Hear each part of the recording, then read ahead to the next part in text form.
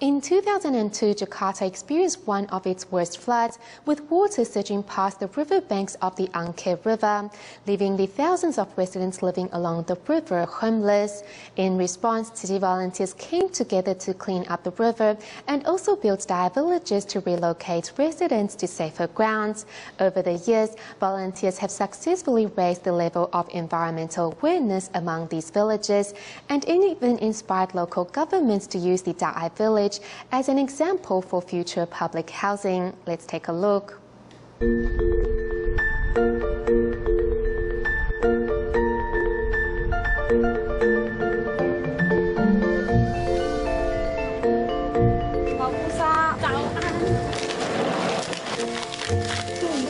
Residents of the Daai village know well of the saying turning garbage into gold, especially Sukimon and Arib, who both work at the recycling station as part of Tsiji's relief work program. It is such a waste to throw these away, so why not gather them to recycle? Once living in the slums on the Angke River, it was not until they moved to Daai village that Sukimon and Arab realized the importance of recycling and thus began promoting the idea to other villages.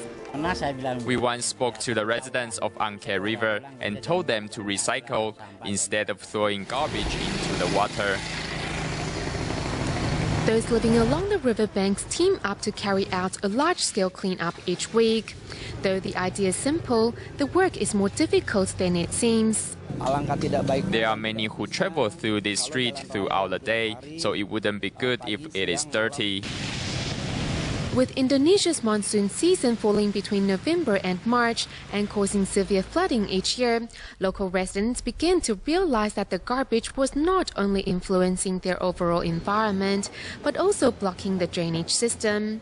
Our most important goal is to salvage all the rubbish so Angke River will remain clean. The garbage brings mosquitoes to the village.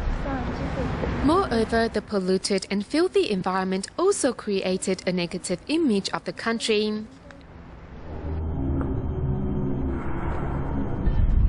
Photos on the internet of how garbage covered the Angke River gave many a negative impression of Jakarta. We're standing right where these photos were taken. We can see that after restoration, there is still some rubbish in the water, but overall significant improvements have been made.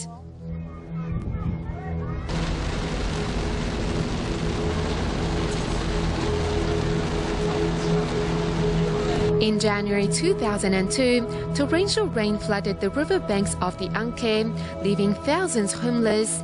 Chinese entrepreneurs came together through Tsiji to carry out a river restoration project, as well as build Daai villages. It is hard to imagine that some 300 years ago, the same river was a war zone between the Chinese and Indonesian people. Residents have slowly gotten rid of their habit of throwing things into the river. At our Daai village, 2 days of the week are Tsiji days, which means that villagers bring unused items to school. If a father is throwing things away, the child can educate their parent. Beginning this year, the government of Jakarta also implemented projects to restore other rivers.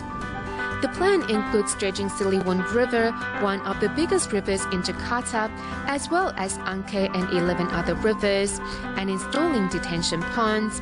In addition, in a 10-year plan, the government also hopes to build 100,000 public housing units to relocate residents to safer grounds. The idea to build 100,000 government housing units originated from Daai village, which they will be using as a reference.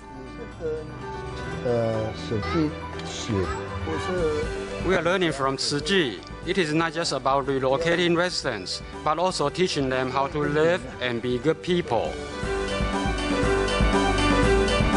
The dream of a secure home and better future is coming into the picture. Once known as the Black Heart of Jakarta, the Angke River was also the center of racial war.